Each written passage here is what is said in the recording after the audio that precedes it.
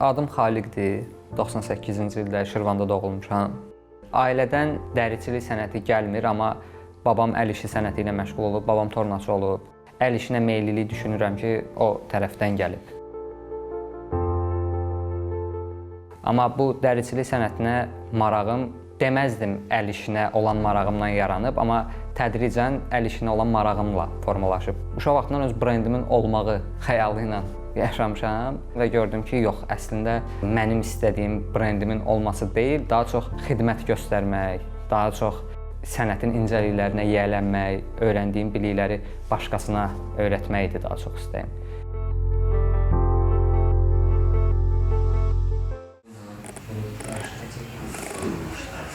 Tanışlığım necə oldu? Mən aksesuarlara böyük marağım var. Günlərin bir günü sosial şəbəkələrin birində bir cüzdan gördüm, hansı ki, xarici platformalarda satılırdı və onu əldə etməyin bir qədər qeyri-real idi. Həm maddi baxımdan, həm də mən heç vaxt xaricdən heç sifariş verməmişəm. Biraz səriştəsizdim o məsələlərdə.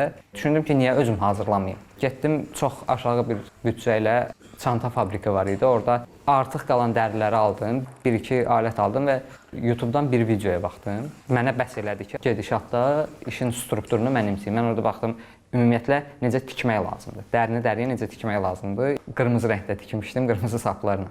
İlk məhsulum o formada oldu və dediyim kimi, hələ marağımdan başladı, davam elədik. Gördüm ki, yox, məndə alınacaq. Alınacağı əslində əmin idim, sadəcə gördüm ki, mən bu yola aidəm.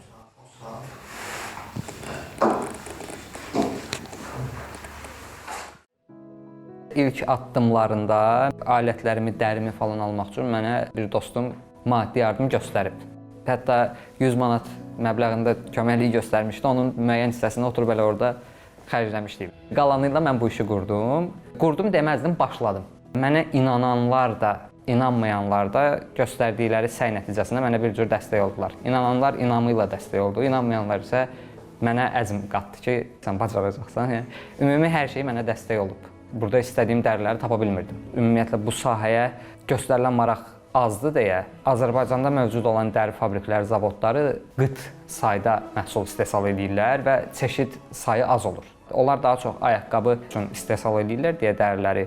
Ayaqqabı da çox vaxt qara, göy, qəhvəyi rəngdə olduğuna görə bizdə misal üçün sarı dəri tapmaq qeyri-mümkün məsələdir və yaxud da müəyyən dəri növləri var ki, onlar bizdə aşılanmır. Ona görə mən burada dəri tapmaqda çətinlik çəkirdim. Alətlər ümumiyyətlə tapılmırdı. Çünki çox yeni işdir. Bu 10 ildir artıq yenidən başlayıb. Əvvəl düzdür, bizim mədəni irslərimizdən biri olub dəricilik sənəti, amma peşəkar şəkildə günümüzün avadanlıqları ilə, peşəkar alətləri ilə artıq 10 ildir cəmaət məşğul olur bu işlə Azərbaycanda.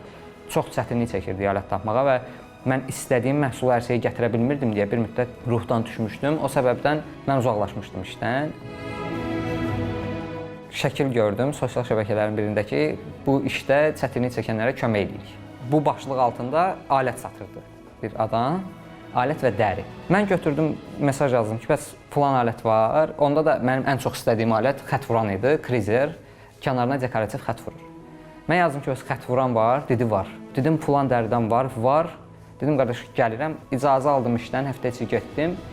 Necəsə bir səmimiyyət yarandı, hələ ilk görüşdən, dəriləri maya dəyərinə mənə verdi. 1-2 aydan sonra biz qərara gəldik ki, bir emalatxana quraq, ikimiz.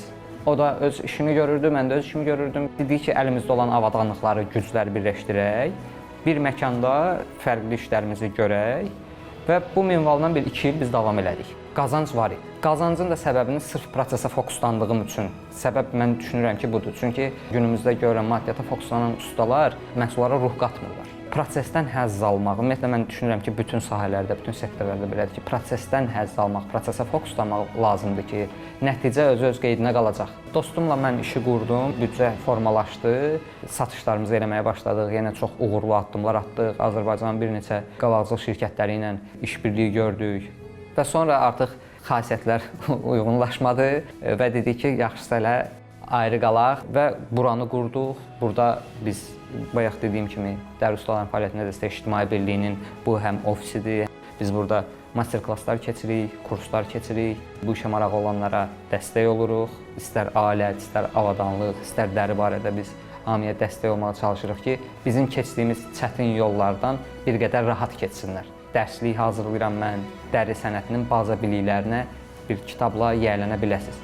Mən öz tələbələrimə dediyim bir neçə şeylərdən biri də budur ki, prosesə fokuslanmaq lazımdır. Düzgün kəsim etməsən, düzgün yapışdıra bilməyəcəksən, düzgün yapışdıra bilməsən, düzgün deşə bilməyəcəksən, düzgün deşməsən, düzgün tikə bilməyəcəksən, nəticədə qəribə bir şey alınacaq. Hamı başlayanda tələsir ki, tez-bazar bir məhsul çıxsın ortaya, mən də elə olmuşam. Amma o yolu ümumiyyətlə keçməyi məsləhət görürəm ki, tələsmək olmaz, səbirlə ki, istədiyiniz iş ortaya çıxsın.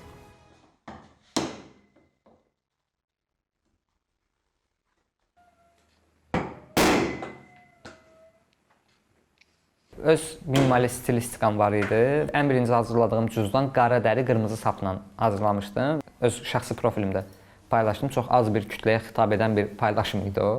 Gözləmədiyim bir geri dönüş aldım. Yəni hamı bu satırsan, neçəyədir falan. Əslində onu özümə hazırlamışdım. 3 mesajdan sonra dedim mən satıram, neçəyə 60 manat. Ha, okey, mən razı, gəl görüşək, ver mənə. Günü bugünkü gündə mən eynən həmin məhsulu 60 manata satıram. Başqa məhsulların qiyməti artıb, dərinin qiyməti qalxması səbəbilə, əl işinin müxtəlifləşməsi səbəbilə qiymət arta-arta gedib. Amma eynən sırf həmin məhsulu mən 60 manata satıram və onun qiyməti artırmaqda düşünmürəm. Çünki ən birinci məhsulum idi və həmin məhsul idi mənim hansı ki görüb bəyəndiyim bu işə başlamaq səbəbim.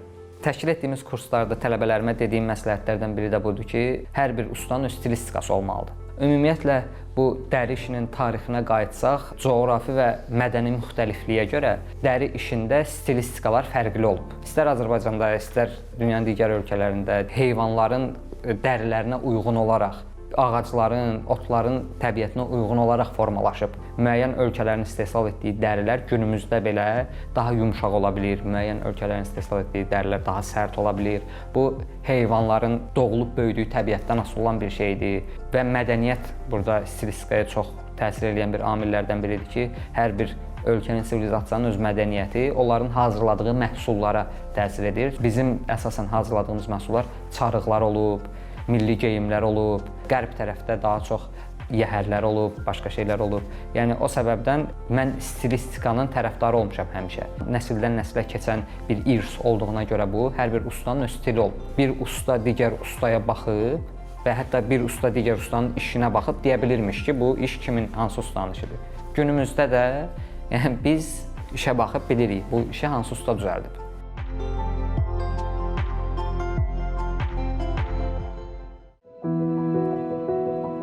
Mənim konseptimdə daha çox minimalizm yatır. Daha sadə, çünki mən gözəlliyin sadəlikdə olduğuna əminəm. Ümumiyyətlə, sadə yanaşma tərəfdarıyım. Qəlizləşdirməyi sevən adam deyiləm. O səbəbdən hazırladığım məhsullarda bu əks olunur. Hazırda daha çox sifariş əsasında hazırlayırıq məhsulu. Öz modellərimizin tərtibatına bir o qədər də vaxtımız yoxdur və struktur artıq o yöndə inkişaf eləyib deyə biz sırf individual sifarişlər hazırlayırıq. Xanımlara nisbətən bəylər daha çox maraqlıdır əl işinə. Amma bizim müştərilər daha çox xanımlardır. Bəylərə hədiyyə olaraq alırlar. Xanımlar ancaq çanta sifariş verib özlərinə, bir də müəyyən cüzdanlar. Kişilər kimi, misal üçün, ova getmək yoxdur. Biz ov tüfəngi üçün keyslər hazırlamışıq, daha maraqlı. Aşbazlar üçün bıçaq, qabı dəstə hazırlamışıq ki, hansı ki, bıçaqlarını rahat şəkildə qoya bilirlər ora. Siqar qabları hazırlamışıq, amma xanımlarda biz çanta, eynək qabı, cüzdandan o tərəfə keçə bilmirik. Dəri işində demək olar ki, hazırlamadığımız ayaqqabı və gödəkçədir. Ümumilikdə amma düşünürəm ki, bu sektorda, Azərbaycanda dəri ilə ən belə qəribə sifarişləri hazırlayan elə bizim atelyemiz olub. Dəridən qapıda hazırlamışıq, dəridən rəsm əsəri də hazırlamışıq, vizit kartları hazırlamışıq. Yəni, çox şey hazırlamışıq.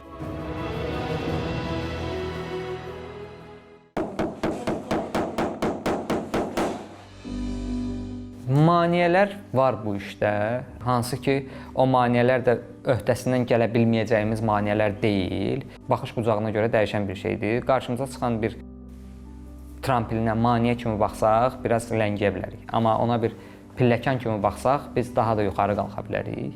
Bu səbəbdən mən uşaqlara da öz komandama da deyirəm ki, bizim yaradıcı potensialımızı üzə çıxardan bizim istehsalat defisitimiz olub. Bizim əlimizdə nə qədər az material olubsa, biz yaradıcı potensialımızı o qədər çox üzə qoymuşuq. Çünki mən bilirəm ki, əlimizin altında bütün avadanlıqlar, bütün alətlər, bütün istədiyimiz dəri olsaydı, biz standart, banal hazırlanan şeylərdən o tərəfə keçə bilməzdik. Elə düşünürəm ki, bu sənətdə olmasaydım, hələ də bu sənətin axtarışında olacaq idi. Məni bura gətirən bilmirəm o nədir, kimdir, amma bir şey var ki, məni bu sənətə gətirib. Ölməyimə 3 gün qalmış da olsa mən bu sənətə yiyələnəcəkdim. Mən çünki bu sənət üçün də olmuşam.